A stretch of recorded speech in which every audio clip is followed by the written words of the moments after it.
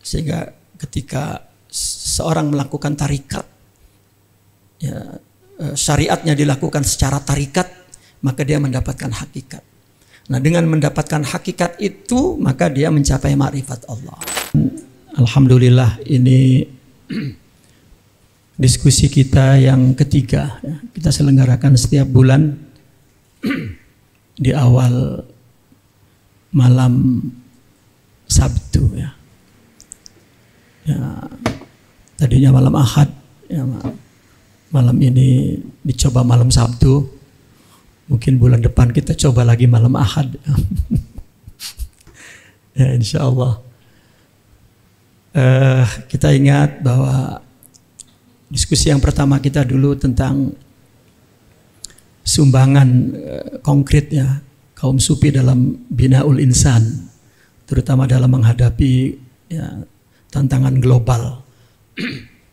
Dan di bulan kedua yang meningkat diskusi kita tentang mursyid, adab dan syarat-syaratnya. Dan alhamdulillah Jatman telah memilihkan judul untuk bulan ini, yaitu Maratibus Sulukil Arba' Asy-Syari'ah wa Tariqah wal Haqiqah wal Ma'rifah. Tahapan perjalanan ruhani ya, yang 4. Ya, syariat, tarikat, hakikat, dan ma'rifat. Ya, kita dengan penuh kebanggaan ya, mengundang tokoh ya, yang sangat berkompeten dalam tasawuf. Ya, insya Allah kita akan banyak mendapatkan istifadah. Sebagai pengantar, ya, Al-Fakir di situ membuat judul Tatabbu' Maratibis Sulukil Arba' fi Tasawuf wa Fahmiha Tarikhiyan wa Ilmiyan. Apa tatabbu' ya? Menelisik begitu mungkin ya. Menelisik ya, tahap perjalanan rohani ya, yang 4 di dalam tasawuf, serta memahaminya secara historis dan ilmiah. Pertama-tama yang perlu kita pahami bahwa dulu hanya ada istilah asy-syariah, tidak ada istilah yang lain. Itu sebab saudara kita, ikhwanina yang di sebelah sana selalu membid'ahkan istilah tarikat. Ya, itu istilah ilmu tarikat, ilmu hakikat itu enggak ada. Ya, semuanya syariat, itu bid'ah. Itu benar. Ya. Namun mereka tidak mengikuti perkembangan ya, tajribah ruhiyah tadi ya, dari para ulama. Ya, bidang tajribah ini, ya, bidang ruhiyah ini yang mereka tidak ikuti, jadi ya mereka banyak menolak istilah-istilah yang terus berkembang. Syariat itu dulu adalah nama ilmu yang satu. Ya, akidah ya syariat, fikih ya syariat, tasawuf ya syariat. Ya. Namun ilmu ini menghimpun 2 makna, ar-riwayah dan dirayah. Sehingga ada sebagian ulama mengatakan bahwa bagian riwayah itulah amalan-amalan zahir, dan dirayah itu adalah amalan-amalan batin. Dan riwayat itulah nusus ya, dan dirayah itu adalah fuhum, pemahaman. Dan ilmu syariah ini menyeru kepada amal zahir dan amal batin ya. Seperti sholat misalnya, dan juga khusyuk itu juga diseru ya, oleh ilmu syariah. Maka ketika muncul istilah syariat hakikat, maksudnya adalah ya ilmu syariat yang menghimpun antara amal zahir dan amal batin tadi. Maksudnya hakikat itu hakikatus syariah, hakikatnya syariah. Itu kapan? Ketika masa semakin jauh dengan masa kenabian, maka agama kemudian ya lebih sebatas nas dan amal zahir.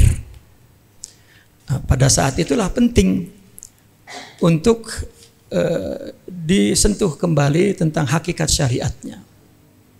Katakanlah dulu sahabat mendapat agama dari Nabi itu min aqlihi wa qalbihi. Mendapatkan nur dari Rasulullah itu nurus syariah, nuruddin min aqlihi wa qalbihi, min zahirihi wa batinihi. Ya. Mereka mendapatkan nur kepada amal zahir dan juga amal batin. Tetapi ketika jauh dari masa kenabian, maka agama hanya nampak di permukaan, zahirnya saja. Pada saat itulah orang-orang sufi yang tadi ya membawa tajribah tadi, punya hakikat agama tadi, ya, daripada arbabul basair, mulai membimbing makhluk untuk mendapatkan hakikat itu dengan proses tazkiyatun nafas, tasfiyatul qulub, sehingga mereka dibawa kembali atau mendapatkan kembali hakikat itu. Nah, akhirnya berbagai tajribah itu dari realita itu, dari upaya orang-orang sufi, maka muncullah istilah tarikat sebagai wasithah baina syariah wal haqiqah, sebagai jembatan, ya. Nah, sehingga atau sebagai tangga, ya, sehingga ketika seorang melakukan tarikat, ya, syariatnya dilakukan secara tarikat, maka dia mendapatkan hakikat. Nah, dengan mendapatkan hakikat itu, maka dia mencapai ma'rifat Allah. Nah, sehingga agama sudah terhimpun dalam dirinya zahiran wa batinan. Itu proses yang terjadi. Ya. Maka kalau kita lihat secara historik, sepanjang zaman gitu, bahwa di zaman Nabi memang tidak ada istilah, semuanya tidak ada istilah. Ya. Namun kandungan 4 itu hadir dalam kehidupan mereka. Ya, di zaman Nabi katakanlah itu al-budzurul ula, ya, bibit-bibitnya semua agama ya di zaman Nabi.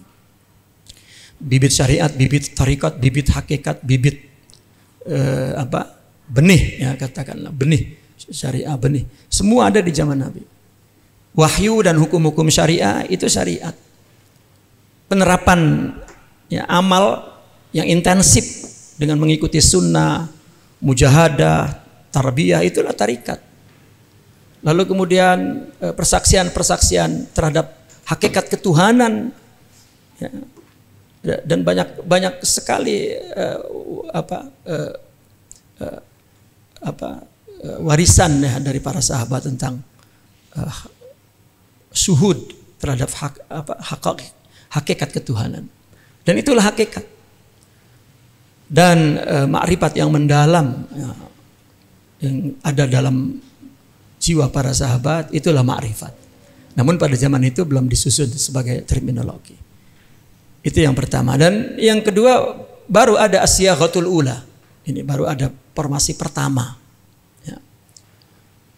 Itu di zaman Al-Imam Al-Junaid, di zaman Imam At-Tusi, di zaman Imam Al-Qushairi. Namun baru ada hakikat, syariat hakikat. Ya, muncul syariat hakikat. Inilah zaman di mana tajribah ruhiyah mereka, ya,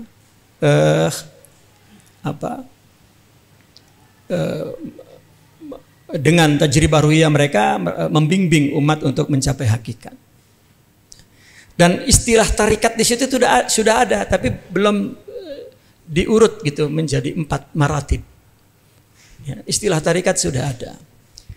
Ya, di zaman tasawufnya Al-Imam Al-Qushairi misalnya, Imam Al-Junaidi atau Abdullah At-Tusturi, tarekat itu maknanya majmu'atul adab, ya,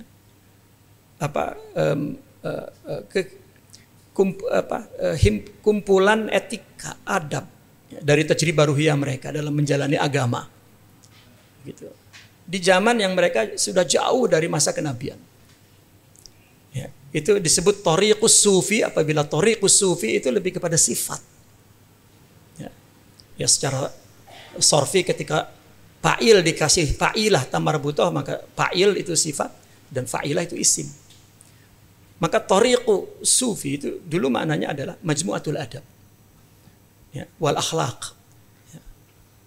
Yang itu diwariskan, disebarkan, ya, disinergikan kepada orang, ya, untuk mendapatkan hakikat tersebut.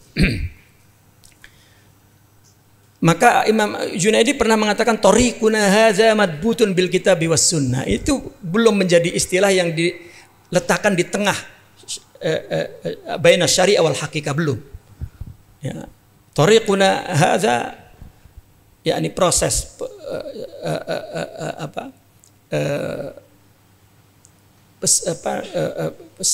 proses menyinergikan pengalaman rohani, itulah majmu' al adabnya itu. Ya. Ini berdasarkan Al-Quran dan Sunnah. Ya, muqayyadun bil kitabi was sunnah. Bahkan beliau mengatakan man lam yahfazil Quran wa lam yaktubil hadis la yuqtada fi ilmina hadza. Gitu. Dan banyak kisah-kisah sebetulnya ketika seseorang ingin menilai ucapan orang sufi itu tentang tajribah, yang mereka jika bicara tidak bawa Al-Quran, tidak bawa hadis, semuanya tajribah ruhiyah. Nah, maka banyak ulama yang memang hafal Quran, hafal hadis dan mengerti semua maqasid ilmu syariah, maka mendengarkannya dengan segenap ilmu pengetahuan itu ternyata tidak ada yang menyimpang, gitu, dan menyetujui, gitu. Nah, itu yang dimaksud tariquna hadza madbutun bil kitabi was sunnah. Namun tarekat ini belum disusun menjadi maratib, ya, masih mustaqillah, ya. Seperti Imam Al-Qushairi di dalam kitabnya memang ada bab asy-syariah wal haqiqah, tidak ada bab tariqah, gitu. Nah, kemudian baru di abad ke-5 dan abad ke-7 baru ada siyaghatul maratib tsalas, ya. Ada penulisan 3 tahap.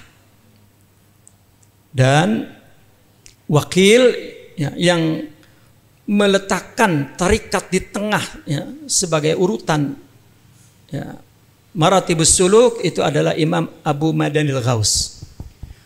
Kita tahu beliau adalah murid daripada Syekh Abdul Qadir Al-Jilani. Dan kita tahu bahwasanya Syekh Abdul Qadir Al-Jilani adalah seorang pengasas, pendiri tarikat secara kolektif. Sebelum itu tarikat itu ya jama'i, furodah, seperti yang dikatakan tadi oleh Gus Ulil, adalah tajribah ruhiyah saksiyah sebelum itu.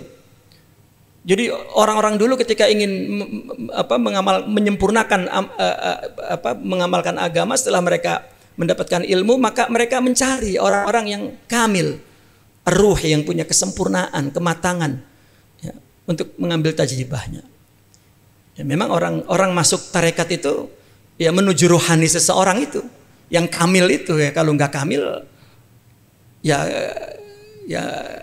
salah alamat begitu, ya. Gitu. Nah, maka Imam Al-Ghazali membuat konsep tarikatnya, ya, konsep tarikatnya. Maka Imam Syekh Abdul Qadir Al-Jilani dialah praktisi yang praktikalkan secara tanzim, ya, secara jama'i. Jadi tarekat yang kita kenal sekarang itu belum berubah seperti yang ditetapkan oleh Syekh Abdul Qadir Al-Jilani. Jadi belum ada mujtahid yang mutlak selevel beliau yang mengubah lagi, gitu. Ya ada, jadi sebetulnya ada, tapi secara umum tidak. Ya. Kalau dalam pendekatan banyak sekali mujadid di dalam tarekat, baik di Masyrik, di Maghrib, bahkan di Jawa ini juga punya khas sendiri. Gitu. Namun tarekat diletakkan di tengah baina syari wal haqiqah itu muridnya Syekh Abdul Qadir Al-Jilani, Abu Madanil Ghaus. Karena madrasah tarikat, madrasah tasawuf, ya, sudah berdiri secara kolektif. Gitu. Nah, baru istilahnya muncul diletakkan di tengah dan akhirnya berkembang. Namun pada abad 8 baru terjadi tartibur rubai. Ya. Maratibus sulukil arba. Itu Ibnu Abbad Ar-Rundi Asy-Syazili. Ya, ini kebanyakan di Maghrib yang mengangkat 4 martabat ini. Ya. Di Spanyol waktu itu di Espanya. Ya. Berkembangnya Maratibul Arba'ah itu bersamaan dengan ilmu-ilmu haqaiq al-ilahiyah. Sehingga kemudian kita ringkas saja. Ya. Sehingga kemudian 4 martabat itu mempunyai definisi ilmu sendiri, seolah-olah menjadi ilmu yang mustakil. Ya. Ini adalah satu kekayaan di dalam madrasah tasawuf. Ilmu syariat misalnya kita tahu adalah ilmu tentang hukum Allah yang zahir, yang berkaitan dengan jawarih, ibadah, muamalah, salat, zakat dan sebagainya. Nah, ilmu syariat ini temanya apa? Amal zahir. Untuk cara mendapatkannya at-ta'allum minal Qur'ani was sunnah ala aidil fuqaha, ya, di tangan para ulama. Lalu tujuannya istiqamatul jawarih wa imtisalil amri wan nahi. Bagaimana kita melaksanakan ya agama ini. Gitu. Contohnya bagaimana sembahyang, bagaimana puasa. Kalau ilmu tarikat, ilmu tahdzibin nafsi wa tazkiyatiha. Ya, yakni at-tariqul amali, artinya cara yang praktis untuk sampai kepada Allah melalui mujahadah. Ya. Temanya al-maqamat wal ahwalil qalbiyah. Ya, maka di dalam tarikat semua buku tasawuf ketika membahas al-maqamat wal ahwal, ini tarikat namanya. Ya, tasawuf tarikat. Maka cara mendapatkannya at-tarbiyah was-suluk tahta syaikhin murabbin a'arif. Gitu. Tujuannya tathhirul qalbi minas sifatil mazmumah. Contohnya memerangi riya, hasad dan lain sebagainya. Dan ilmu hakikat, ilmu musyahadati asrarir rububiyah, ilmu penyaksian rahasia Tuhan pada makhluk. Melihat makhluk, melihat asma wa sifat wa af'alillah. Jadi mengetahui hakikat sesuatu seperti yang serupa yang ada pada di sisi Allah Subhanahu wa taala. Maka temanya ilmu hakikat ini anwaru tauhid wa kasful ma'anil ilahiyah. Ya. Sehingga saya pernah berpikir untuk membuat satu nama-nama pan gitu. Dalam pandangan tasawuf misalnya fiqhus sufi fil fiqih. Ya, bagaimana kajian orang sufi terhadap fikih. Karena banyak sekali ulama-ulama sufi menulis tentang ibadah tapi bukan fikih. Ruhiyahnya. Seperti Fathul Mubin karangan Imam Sya'rani, Sirul Asrar karangan Sidi Abdul Qadir Al-Jilani, bahkan di Futuhatul Makkiyah Imam Ibn Arabi itu bejibun ya, bejibun itu banyak sekali. Kaya sampai hulu. Ya. Itu membahas tentang sholat, zakat, puasa, haji, ya, tapi bukan hukum ya jawareh. Gitu. Ada lagi fiqhus sufi fi tauhid. Ini hakikat, ilmu hakikat. Ya, bagaimana orang sufi memahami tauhid itu? Tentang al-insan, tentang widatul wujud, tentang maratibul wujud, tentang al-hakikatul muhammadiyah, tentang nur. Ya, konsep besarnya itu yang diangkat oleh Imam Ibn Arabi yaitu at-tajalliyat. Itu induk daripada konsep memahami ilmu hakikat. Tentang anwarut tauhid. Gitu. Nah, cara mendapatkannya zauq. Ya, mesti punya zauq dulu. Gitu. Mesti sempurna rohaninya, kemudian batinnya itu dapat hidup. Maka zauq dan musyahadah ini ba'da safa'in nafsi wal qalb. Tujuannya untuk menyaksikan annal fa'ilal haqiqi huwallahu wahdah. Nah, contohnya misalnya seorang arif melihat fi kulli fi'lin ya, qudratullahi lal asbab. Ya, asbab ya qudratullah ya musabbab ya qudratullah. Maka kalau akal mengatakan kita dulu berbuat baru Allah, orang sufi enggak. Allah dulu baru Allah gitu. Allah dulu baru Allah. Nah, kemudian ilmu ma'rifat akhirnya apa? Al ilmu billahi nafs. Ya. Inilah ilmu yang paling luhur. Ini buah daripada syariat tarekat hakikat. Temanya az-zatul ilahiyah wa asma'uhu wa sifatuhu. Nah, untuk memperolehnya al-fana'u fillahi wal baqa'u bihi. Tujuannya adalah al-wusul ila maqamil arifin alladzina ya'buduna Allah ka'annahum yarawnahu. Nah, maka di situ saya membuat satu ringkasan, boleh dibaca ya.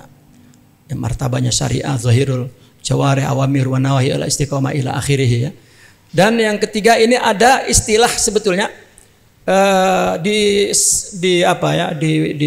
buku-buku ulama sufi sepanjang abad, selain istilah syariat, tarikat, hakikat, makrifat, sebetulnya ada istilah-istilah lain yang muradifah. Ya. Ini saya ngumpulin sampai 20. Saya kumpulin banyak sekali, nggak cukup, ini sekedar contoh aja. Ya. Karena berserakan ya, mutanatsirah yani turas as-sufi. Ya, ini semuanya tajribah ruqyah. Seperti misalnya asyariah Islam, imtisal, taubah, ilmu yakin, kulit, adab kepada makhluk, taat kepada Allah, ucapanmu karena Allah, terhijab dari nafsu. Kalau tarekat iman, tazkiyah, batinah, mujahadah, ainul yakin, itu lub, itu adab bersama nafsu, itu dekat kepada Allah, itu perbuatanmu karena Allah. Ya, hatinya disucikan dengan mujahadah, ilmu suluk, ikhlas. Hakikat adalah ihsan, suhudus sir, musyahadah, hakul yakin, samrah, al-adab. Ini berserakan dalam kitab-kitab tasawuf. Ya. Satu konsep suluk, konsep perjalanan. Ya, meskipun orang menolak syariat, tarekat, hakikat itu sebagai ilmu dan sebagai maratibus suluk, itu karena tidak ada di zaman Nabi, tapi mereka tidak dapat menolak tajribah itu. Ya. Ma'rifat, tahqiq, dawamul wisol, al-fana wal baqa, tahqiqul yakin, zauqus samra, as-sabat fil adab ma'al haq, al-baqa lillah billah, dan seterusnya. Dan kemudian yang terakhir ini ya, kita menemukan bahwa yang masyhur kan maratib itu urutannya itu kan syariat, tarikat, hakikat, makrifat. Tetapi di ulama terakhir ini ya, ada yang berbeda, syariat, tarikat, makrifat, hakikat. Ya, ada begitu. Tapi yang masyhur tadi yang kita bahas ini. Tetapi juga mereka punya alasan. Saya ketika asik membaca 4 yang masyhur itu, kemudian mencoba mendalami alasan yang berbeda ini yang terakhir. Ya, mereka meletakkan hakikat makrifat, tetapi mereka makrifat hakikat. Saya hampir lebih setuju yang terakhir itu. Kenapa alasannya? Simpelnya begini. Syariat itu kan ibadah ya, ibadah. Ya, takwa itu syariat. Al-imtisal wal ijtinab itu syariat. Nah, ketika melakukan itu, rupanya itu tidak diungkapkan oleh hakikatnya. Contoh misalnya, orang memberi dengan gerakan anggota badan, ini syariat. Tetapi hidayah itu adalah di ruh. Hakikat agama itu di ruh, hakikat iman itu di ruh. Hakikat amal itu kan amal itu kan lahu surah, lahu ruh. Surahnya yaitulah gerakan, harakah. Nah, hakikatnya khusyuk, khudu.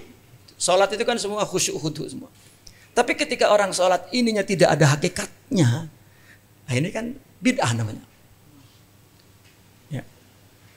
Nah, maka ketika seseorang jauh dari hidayah, dari nubuah tadi, maka agama hanya zahir, hanya nas. Nah, maka ulama membuat tarikat itu agar mencapai hakikat. Jadi untuk mencapai hakikat itu, yaitu menjalani ibadah dengan melakukannya karena Allah dan melawan hawa nafsu. Itulah tazkiyah, itulah tarikat. Jadi tarikat itu hakikatnya, artinya hakikat ini Kalau ditanya, orang yang sedang bertarekat itu orang yang lagi ngapain sih? Begitu maksudnya. Orang yang sedang bertarekat itu adalah orang yang melakukan ibadah dan semua amal soleh kebaikan, hatinya iqbal alallahi bil kulliyah. Iqbalul qalbi bil kulliyati alallah. Itu tarikat. Adapun zikir mujahadah itu manhaj untuk membantu dia agar hatinya iqbal. Itu sebab kan tarik itu kan suluk ilallah, ruh. Saya pernah mengumpamakan, kalau orang menghadap ke barat, pasti yang di belakangnya timur. Kalau orang ibadah ini untuk Allah, pasti yang dia perangi itu adalah selain Allah, nafsu, makhluk. Maka tasawuf itu membahasnya tazkiyatun nafas, mujahadatun nafas. Makhluk, harta, tahta, Toyota, wanita, senjata, itu. Ya. Itu jangan untuk itu. Itu namanya orang sedang bertarikat. Nah, tajribah ruhiyah para ulama itu, yuk saya kasih zikir agar kamu mampu melakukan itu, melakukan tarikat. Nah, kenapa saya setuju dengan ma'rifat? Karena ketika seseorang, ya, maka orang bertarikat itu mesti dengan syariat, karena ya inna salat tanha anil fahsya'i wal munkar. Salat mencegah. Nah, ketika salat tidak mencegah, berarti salatnya ini zahir doang. Nah, tidak khudu. Nah, ketika salat dengan khudu, baru ada nur gitu. Ketika orang bertarekat, maka Allah kasih makrifat. Maksud saya begitu. Allah kasih makrifat, baru melihat hakikat. Ini versi yang Nah, kalau versi yang masyhur, setelah seseorang melakukan syariat, kemudian ditirakatkan itunya, dihadapkan kepada Allah, jangan untuk yang lain, maka dia akan mendapatkan hakikat syariat itu, nur, maka dia akan makrifat. Ya, kalau ditimbang-timbang lebih enak yang pertama juga ya, yang masyhur. Namun tetap ada, ya, ini laisat masyhur inda jumhuri sufiyah, lakinnaha zaharat inda ba'dil mutasawwifah al-mutaakhirin li asbabin manhajiyah wa tarbawiyah.